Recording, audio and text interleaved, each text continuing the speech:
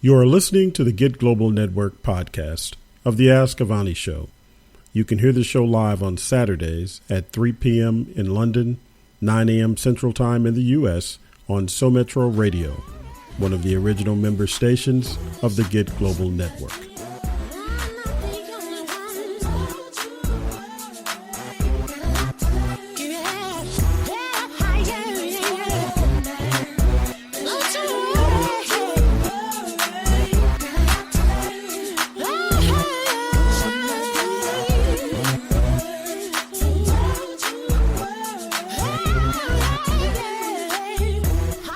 Good afternoon. This is the Ask-Avani Show right here on Sometro Radio.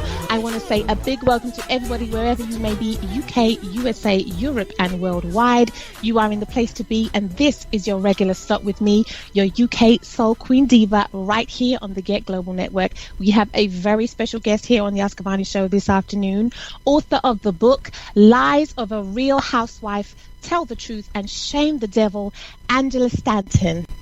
Hello, everyone. Good afternoon. Thank you so much. Welcome to the Ask-Avani Show. Thank you for giving me some of your time today.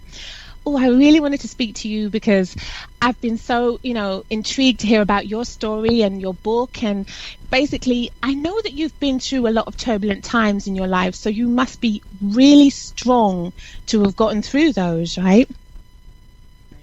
Yeah, I think tough times come to make us stronger.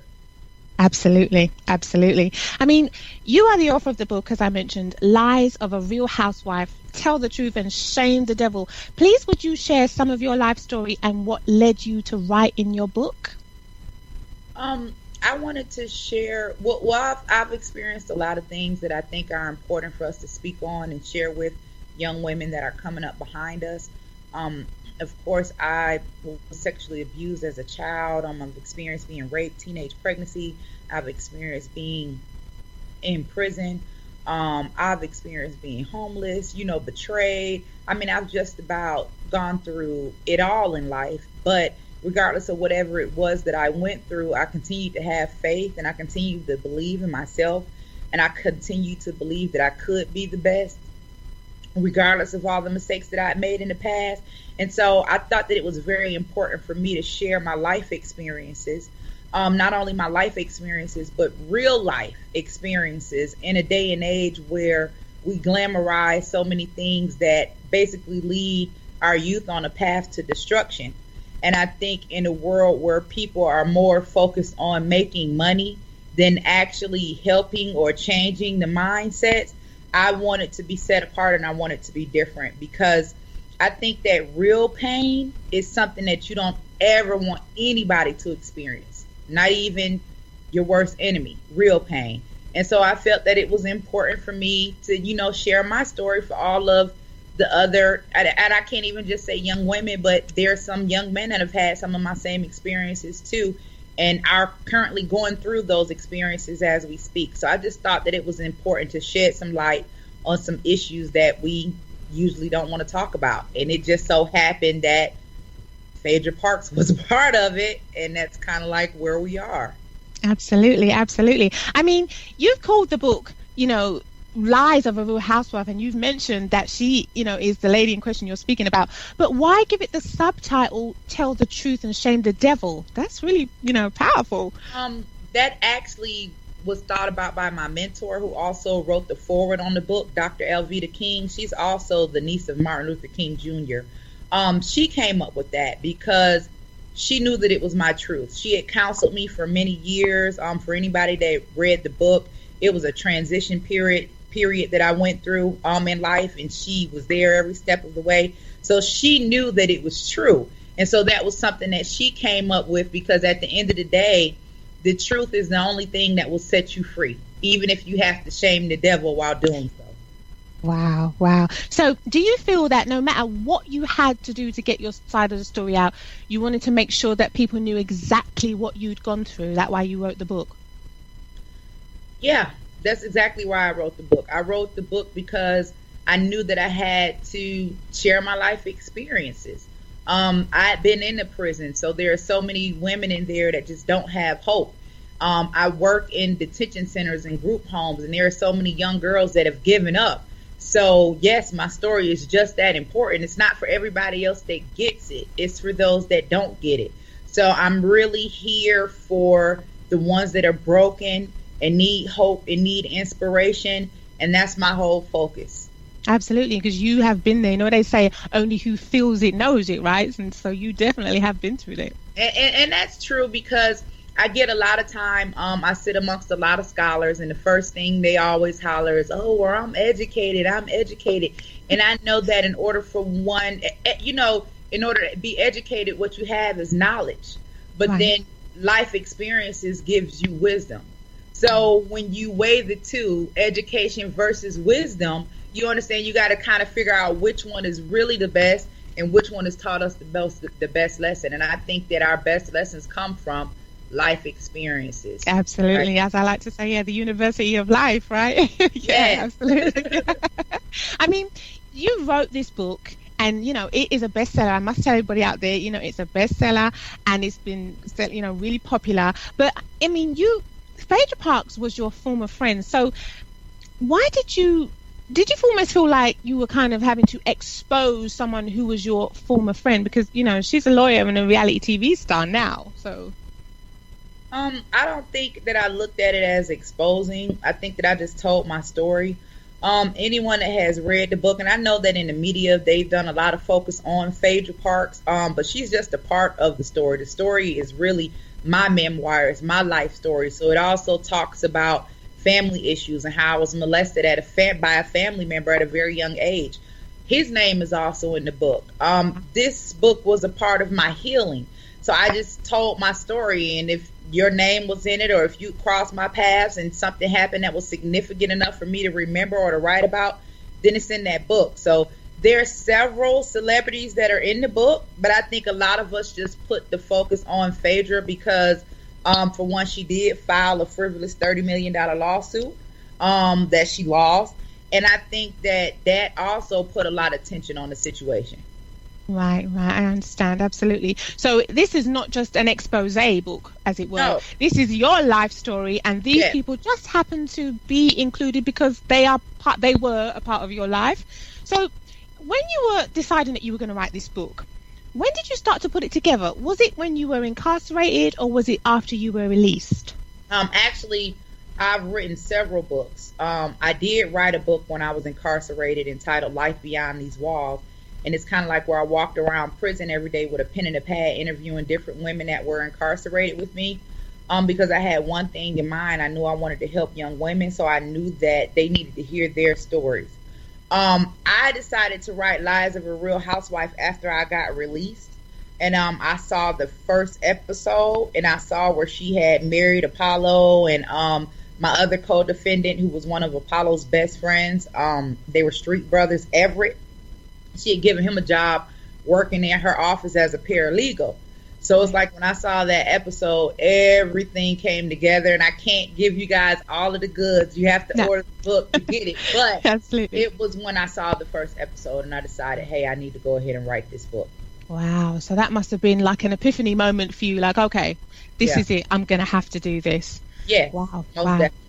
So how did you get the research? In saying that, as you got to that moment, how did you get to do the research? Because obviously you know your story and your life, but there's other things that you have to put into a book to put the material for it together. So were there things or maybe evidence that you felt I have to go back and ask people for, and were you afraid that they might not help you? Oh, a lot of people didn't help me.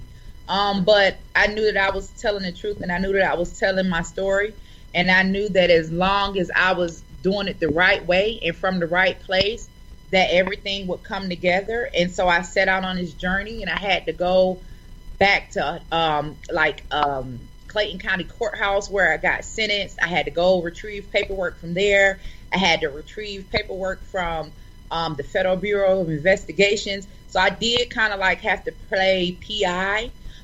During the time that I was incarcerated, I did lose my mother and my grandmother to death. So I lost all of my material possessions as well. So I had to go on a search for letters, pictures. I had to dig deep, but it all worked out in my favor. When you're telling the truth, though, you really have nothing to worry about. Wow. So I was never worried. Yeah, it's a process, though. That must have taken a long time, yeah. Well, because the truth does hurt. The truth hurts. And I think that I'll be honest and say that no one really wanted this story to be true. I was someone, of course, who had a questionable background, and it's obvious. I've never denied that. And she was someone who we all wanted to look up and revere, because how many of us actually make it and become successful, right? So no one wanted to see this happen. And I understand that, because the one thing that I want other people to understand is that the same way they loved her, I loved her at one point, the same way. And it was just a part of me having to tell my story and having to grow. But when I look back now, and if I'm asked the question, would I do it over again? I would, but I would probably most certainly do it in a different way. Because I think our truth, I was on a quest to heal myself, but there were other people that were hurt in the process. Yeah. And unfortunately, that's the thing that can happen, because just because you get to tell your truth, you say other people may get not caught in the crossfire, but they're sort of, because if they're part of your life as well, you know, I understand what you mean. Absolutely. I mean, as you've said, and people, you have to buy the book, Lies of a Real Housewife, to get this real in-depth detail of the story. But you've experienced so much in your life, as you said. Did you ever think you would go to, you know, because of the things you've been through, did you ever think you'd go to jail, you know, because of the situations that you have been through in the past? Well, I mean, I don't think any of us, you know, as children, when they ask us that question, what do we want to be when we grow up? Nobody says they want to go to jail. Absolutely not, yeah. So, no, I never imagined I'd be in jail. I never imagined I'd be in prison giving birth to my daughter handcuffed to a bed. I never imagined that my mother would die of a massive heart attack while I was in prison. I never imagined that my grandmother would die 6 months after my mom. I never imagined that I would be betrayed by someone that I trusted and someone that I was loyal to. I never imagined any of these things. So as I was experiencing these things, at times I was hurt. And I mean, it was a process. It was a healing process. And it's still things that I deal with to this day. Even in me helping other women and other children that are deemed at risk, I still have my own demons that I battle, but I choose to stay positive, and I chose to take all of the negative situations that I experienced and turn them into positive to help someone else. And I think that's why I've gotten as far as I have.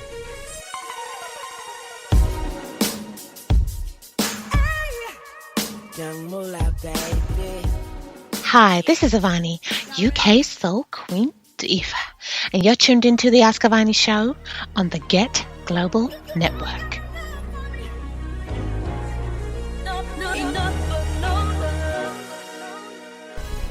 We are back with my special guest, Angela Stanton. I wanted to ask you, what was it, apart from thinking that Phaedra was a good friend, that drew you to get involved in the, you know, the criminal activities back then? Did you feel it was one of the only options you had to make some money as you were struggling, and maybe you could? I explained all of that in great detail inside Lies of a Real Housewife. I talked about all of the decision making that I made, the bad decision making, and why I think I made those decisions. So it's definitely all inside of the book. Absolutely, absolutely. Did you think at first that people might not listen to what you had to say, and maybe they might even say you were lying? Yeah, I kind of figured that, and that's exactly what happened. Yeah, absolutely. I mean, she's become, a massive star on Real Housewives of Atlanta, and she was already known. So, did you get people saying maybe you were just trying to cash in on her because maybe you were once friends? Yeah, absolutely. Wow, it's amazing. So, what did you hope to achieve by speaking out and telling what you say is the truth about your former friendship with her, Phaedra Parks? I mean, it's not about her at all. It's about my life. And like I said before, I'm hoping that young women or even young men or children that are going through or at risk, or people that found themselves, at rock bottom or in desperate situations, that they can hear my story and read my story and hopefully gain some type of, corrective thinking. Just think about, what could happen if I do make the wrong decision, and just not basically make so many decisions based off of emotions or influence. Absolutely. I mean, a quick question. Did you ever think were you worried? Did you started to get death threats for speaking out at that time? I did. I think when the book first came out,